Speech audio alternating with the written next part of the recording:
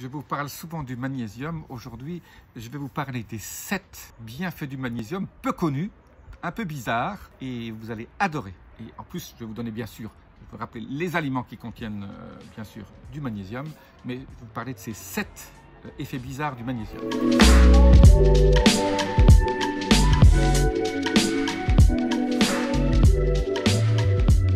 Je suis Jean-Marie Buterlin et vous regardez Vie Augmentée. Alors, bon, vous savez très bien, je vais à la fin, si vous restez jusqu'à la fin, je vous redonne quelques aliments absolument essentiels au niveau du magnésium. Si vous ne mangez pas assez de ces aliments, je vous conseille un supplément de magnésium, c'est sympathique. Il y en a 2 que moi je prends, parce que je vais être un peu au-dessus de préconise. On préconise pour les femmes 350, 310, 350, les hommes 400 à 450 mg de magnésium par jour. Moi, je suis plus près de 1000, je double ça. Et je la prends sous 2 formes, la forme bisglycinate et la forme taurate. La forme taurate, c'est plutôt pour la partie cardiaque. La forme bisglycinate, c'est pour le reste. Voilà donc ce que moi, je prends. Alors, à la fin, je vous redonne la liste des aliments. Mais tout d'abord, je vous donne ces 7 effets un peu méconnus, positifs du magnésium. Le premier, c'est l'effet sur l'ATP et l'effet sur l'énergie. En fait, quand les gens ont assez de magnésium, vous produisez plus d'ATP. Hein. L'ATP, c'est le gasoil de votre cœur. Et donc, quelque part, le magnésium aide dans ce cycle de fabrication de l'ATP. Et donc, ça booste votre énergie. 2, ça, c'est pas connu du tout, ça aide au métabolisme de la vitamine D. Donc, même si vous prenez de la vitamine D et si vous n'avez pas assez de magnésium, votre vitamine D ne va pas être absorbée, ne va pas être métabolisée correctement. Donc, il faut du magnésium pour avoir un métabolisme correct de la vitamine D. Et vous savez que la vitamine D, c'est la vitamine pour moi la plus importante. Ce n'est pas la vitamine C, c'est la vitamine D. C'est absolument primordial d'avoir une vitamine D correcte. Comme je dis toujours, quand vous allez chez votre médecin, demandez toujours à ce qu'on vous check votre vitamine D3. Et c'est pas qu'il ne faut pas être à 40, 50, il faut plutôt être à 70 pour être optimal au niveau de cette vitamine.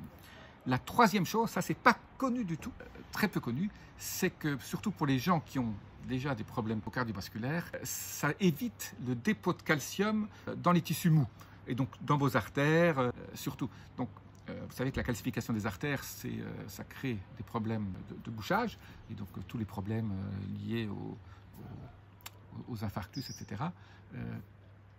Donc le magnésium, ça aide à ce que le calcium ne se dépose pas trop dans vos artères. Ça, c'est pas super connu. La quatrième chose, c'est les migraines. Là aussi, on n'en parle pas souvent, on prend plutôt une aspirine ou un anti-inflammatoire. Beaucoup de femmes, surtout jeunes, ont des migraines parce qu'elles n'ont pas assez de magnésium, elles n'ont pas un régime équilibré où elles n'arrivent pas à le métaboliser. Donc, le magnésium pour les migraines, c'est toujours une bonne chose à checker. Alors, la cinquième, c'est là où c'est absolument génial, c'est que le magnésium, c'est un support, ça aide votre microbiote. Et votre microbiote est votre deuxième cerveau. Hein. J'ai fait énormément de vidéos là-dessus, sur l'importance du microbiote. Le magnésium aide aussi vos petites bactéries sympathiques qui fabriquent des hormones, qui fabriquent des neurotransmetteurs, hein, qui font en sorte que vous êtes en pleine forme, que vous êtes joyeux. Et que le magnésium, méga important. Numéro 6, ça gère votre cortisol. Donc, quand vous êtes stressé, le stress, vous savez tous les dégâts que ça fait au niveau de votre cortisol. Vous savez que le cortisol est lié quand on a trop de cortisol, on fait du diabète, type 2, on a plein de problèmes qui font... Bon, il faut du cortisol le matin, il en faut, mais quand on en a tout le temps, surtout à cause du stress, c'est pas super bon. Et donc le magnésium aide à gérer le cortisol et le fait baisser. Là, le dernier, numéro 7, et ça c'est...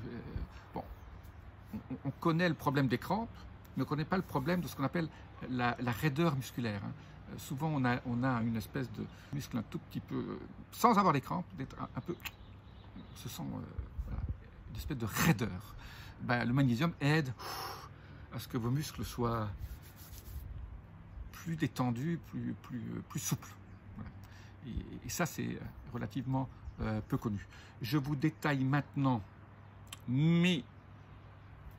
c'est ce que j'aime, mes plats favoris pour gérer mon magnésium. Alors moi, j'en prends en supplément, donc voilà, je ne suis pas en train de me dire est-ce que cette semaine j'ai pris tous les magnésiums qu'il faut à travers mon alimentation. Mais quand même.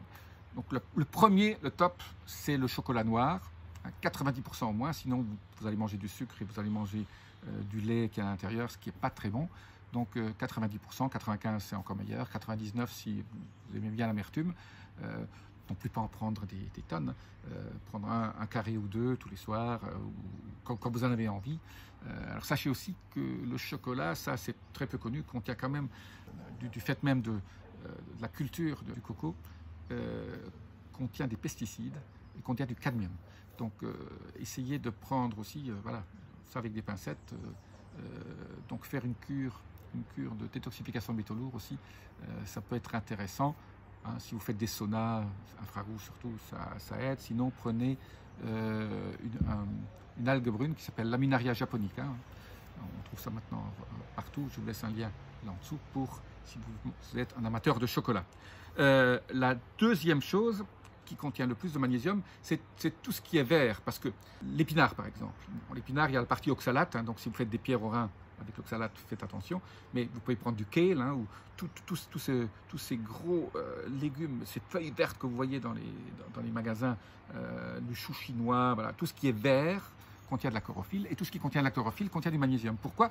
Parce que la plante, pour fabriquer de la chlorophylle et pour sa transformation, a besoin de magnésium. Donc vert égale magnésium dans une plante. Donc plus c'est vert, plus vous avez de magnésium. Donc moi, j'essaie même de prendre des baby spinach, hein, des pousses de spinach, ou alors même des graines germées vertes, hein, du fenugrec, des choses comme ça.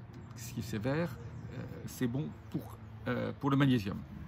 Alors, il y a un truc pas très connu, ce sont certains haricots et certaines graines de soja. Dont surtout une que je suis très fan, c'est l'edamame.